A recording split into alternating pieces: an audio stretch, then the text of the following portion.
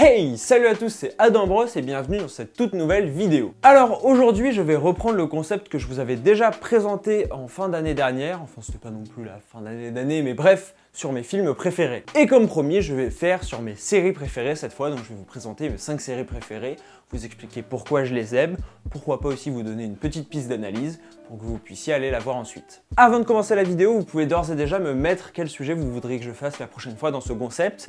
Donc n'hésitez pas, notamment j'ai déjà prévu des listes pour mes rappeurs préférés, les rappeurs que je trouve sous-cotés, les films que je trouve sous-cotés ou encore les films classiques préférés. Bref, c'est parti. En premier, je parlerai de Sherlock, créé par Mark Gatiss et Steven Moffat en 2010. Alors j'ai déjà fait une vidéo dessus, mais là je vais me concentrer sur ce que j'aime particulièrement moi personnellement dans la série, donc ça va être beaucoup plus subjectif comme analyse critique que ce que j'ai fait la dernière fois. Donc personnellement j'ai tout de suite accroché à la série déjà par son format, parce que c'est des épisodes très longs et il y en a très peu par saison, et étant un grand fan de films et de cinéma, évidemment c'est un format qui m'a tout de suite parlé. Et ensuite je trouve le jeu d'acteur et les dialogues vraiment bons, notamment les monologues de Sherlock qui sont assez incroyables, à la fois brillamment écrits et brillamment interprétés par Benedict Cumberbatch, mais même tous les rôles secondaires pour moi le sont bien. Certains considèrent la dernière saison, qui sera d'ailleurs très probablement la toute dernière, ils comptent pas forcément en refaire, plus faible.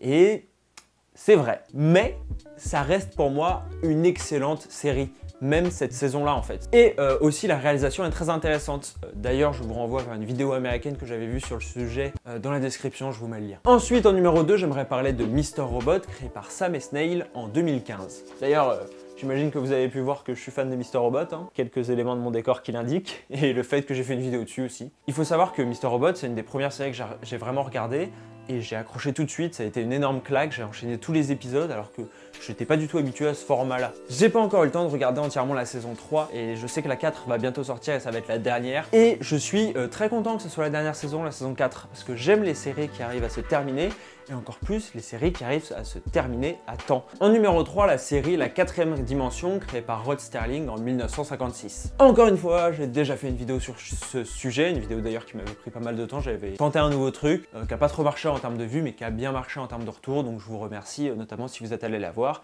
sinon n'hésitez pas à aller la voir. Ce que j'adore vraiment, c'est la créativité qu'il y a dans cette série, genre vraiment chaque épisode regorge de créativité, que ce soit dans le scénario, dans la réalisation, dans le jeu d'acteur, tout est bon.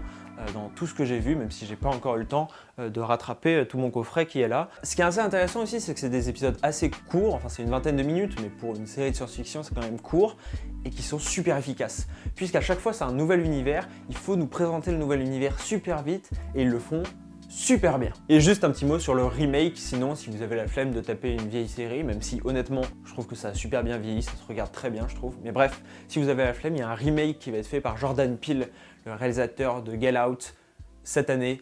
Je pense que ça va être très très bien, j'y crois.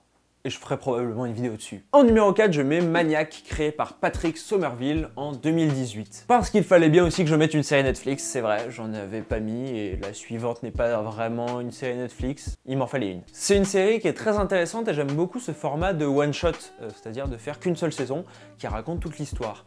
Je connaissais pas vraiment, enfin je savais que ça existait mais j'en avais jamais vraiment vu et j'ai trouvé ça très réussi, même si je peux comprendre que la série rebute un peu. Les premiers épisodes on se dit oula, dans quoi je m'embarque, le monde est assez particulier, l'univers aussi, et c'est vrai que le spectateur est un peu laissé en mode débrouille-toi avec ça, essaye de comprendre. Mais honnêtement si vous accrochez, je pense que ça vaut le coup et si vous essayez d'analyser vraiment, il y a beaucoup de choses à voir et à comprendre de cette série. Et la série numéro 5, la seule que je n'ai pas traitée sur ma chaîne, c'est Friends. Évidemment. Enfin, évidemment, je vais expliquer pourquoi. Elle a été créée par Marta Kaufman et David Crane en 1994. Il faut savoir que j'ai commencé à regarder Friends en octobre, quand j'ai eu pas mal de galères. En fait, vraiment, j'étais déprimé. Mais j'avais besoin de passer le temps. J'avais besoin que le temps passe, parce que le temps passait trop lentement et je tournais en rond. Je me suis marré et ça m'a fait complètement oublier mes galères que j'avais. Et c'était incroyable, honnêtement. Du coup, depuis, j'en suis déjà à la saison 7. Et ce qui m'a aussi impressionné au fur et à mesure, ça, c'est la régularité. Je n'ai pas souvenir d'un seul épisode où j'ai pas rigolé. Alors, je veux bien qu'on accorde que c'est pas du tout la série la plus intelligente. Et honnêtement, ce qui est bien, c'est que devant Friends, on peut juste se poser sans non plus que la série nous prenne pour des imbéciles, je trouve. Voilà, c'est tout pour ma vidéo sur mes séries préférées. Merci d'avoir regardé.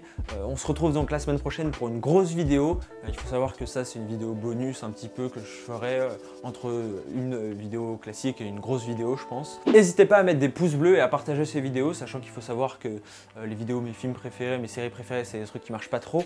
Surtout, s'il vous plaît, allez voir ma dernière vidéo sur Bandersnatch. Elle a été démonétisée, donc YouTube la mettra pas du tout en avant. Encore merci à tous, n'hésitez pas à vous abonner, à mettre le pouce bleu. Ciao!